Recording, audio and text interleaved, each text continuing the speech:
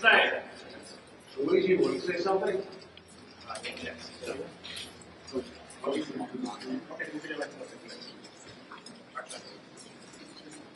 Stay inside the press box.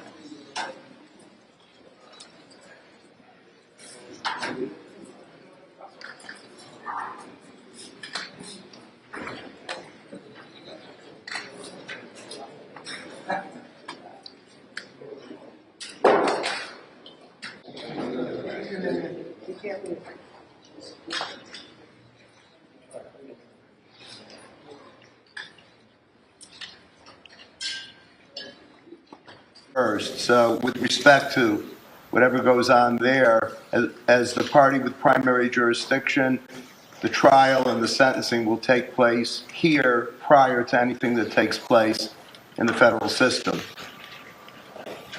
So that, what you just said, the answer is it's fine if we take custody today.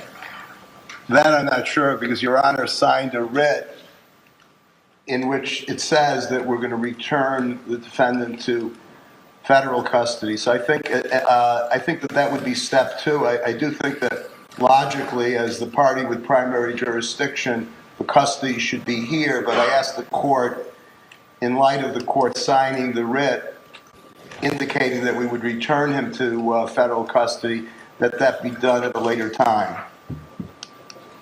Well, I've been through this before, and if you do that, they will rip him right out of here.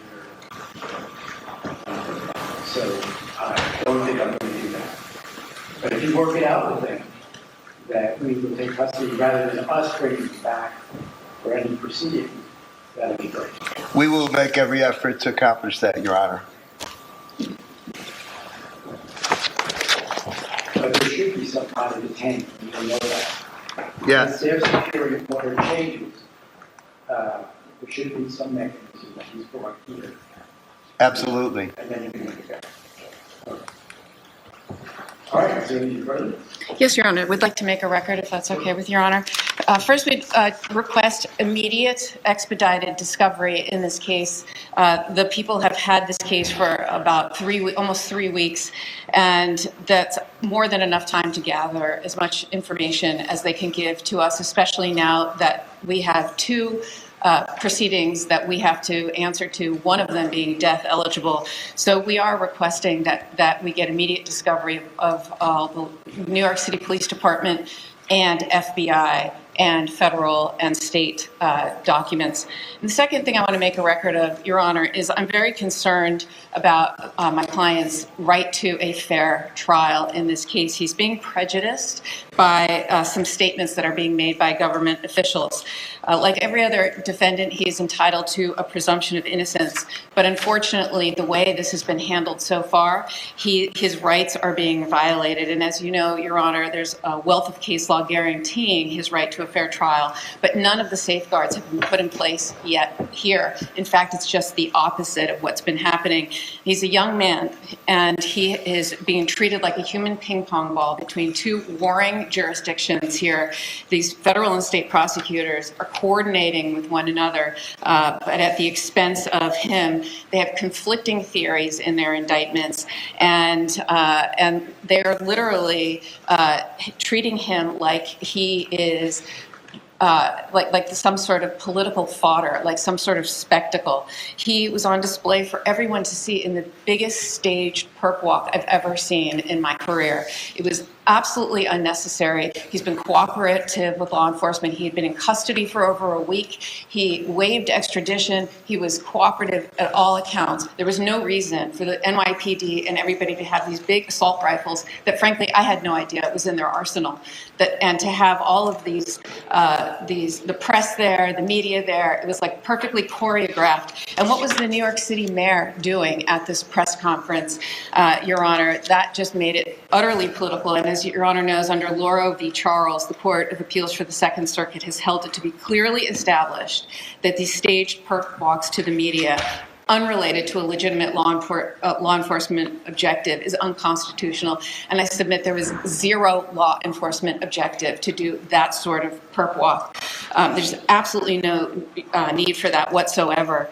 And frankly, Your Honor, the mayor should know more than anyone of the presumption of innocence that he too is afforded when dealing with his own issues. And frankly, I submit that he was just trying to detract from those issues by making a spectacle of Mr. Mangione. And there are consequences to this. He has a right to a fair trial.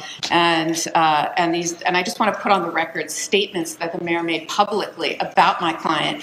Nothing saying alleged, for example. And he said, I wanted to send a strong message with the police commissioner that we're leading from the front. I'm not going to just allow him to come into our city. I wanted to look him in the eye and state, you carried out this terrorist act in my city, in the city of New York that I love. And he wanted to show symbolism. Your Honor, he's not a symbol. He's somebody who is afforded the right to a fair trial. He's innocent until proven guilty. And the mayor was talking to jurors, future potential jurors that elected him. Those are the people that elected him that he is talking to and calling this man a terrorist. So, Your Honor, I just want to make a record of this and put everyone on notice that this has to stop. And my client is entitled to a fair trial and the presumption of innocence. And we're going to fight these charges, whether it's in the state or federal, to the fullest extent. Thank you, Your Honor. All right, well, as you know, I have very little control as to what happens outside of this court. But I can guarantee you, as I guarantee every defendant who comes through these doors, that the defendant will receive a fair trial. And we will carefully select a jury if that time comes, or when that time comes. But yes, you should expedite discovery. Your Honor, the discovery in this case is voluminous, to say the least. I have never seen a case with such volume of evidence, aside from the issue of the quality of the evidence. And I suggest to counsel, because we have a discovery portal, but given how much evidence there is against this defendant, it would be smarter if counsel could provide us with a 2 terabyte external drive rather than rely on the crashing of the portal. With respect to statement and identification notice, we will be giving that notice within the next 15 days. We're preparing an ADF. We'll do our best to expedite discovery, but I'll say that with redactions and with the volume of it, we're hoping to do it as best we can under, this is not a usual case in terms of the thousands of hours of video tracking and the like, and the fact that we're not only responsible for discovery in this county, but in Altoona, where the arrest was made and where several officers were involved. And we're in touch with those people, and we're going to get everything counsel's entitled to. As to other issues, I think a 30-day adjournment to see where we're at, and to, of course, counsel's aware of the various notices. We have notices as well. I take it that counsel will abide by the statutory limitations on their notices with respect to any notices they believe to be appropriate. As to counsel's record on the mayor, basically repeating what the mayor said, I don't know how that advances the ball. We will comply with our ethical obligations with respect to trying this defendant's guilt in this courtroom and this courtroom alone. Thank you.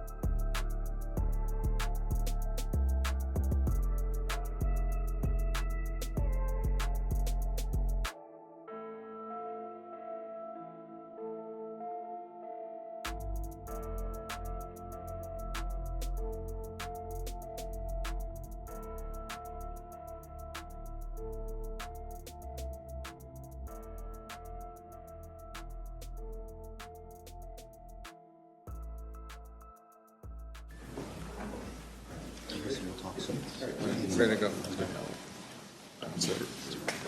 You can have it. You can have it. Good. Can you take this? Can you take one picture too? I don't know about that. Sergeant. Can you take this? Okay. No worries. Okay.